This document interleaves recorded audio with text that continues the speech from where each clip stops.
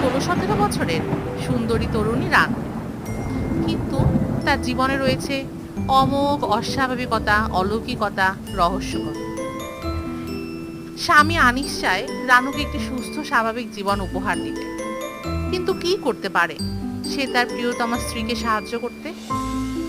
এমন সময় এদের জীবনে আবির্ভাব ঘটে মিশির আলী স্যারের। কি হলো রানুর জীবনে? রানু কি পারলো তার দুঃস্বপ্ন, লুকোনো সত্যগুলো থেকে পিছু ছাড়াতে? কে ডাকে রানুকে, যার ডাক আর অন্য কেউ শুনতে পারে না? কে ডাকে রানুকে মাঝরাতে গভীর অন্ধকারের মধ্যে? এ সকল প্রশ্নের উত্তর জানতে চোখ রাখুন ড্রিম গ্যারেজ ইউটিউব চ্যানেলে। কয়েকদিনের মধ্যে আপলোড হতে যাচ্ছে হুমায়ুন আহমেদ স্যারের বিখ্যাত রহস্য উপন্যাস Debi. So stay tune to Dream garage.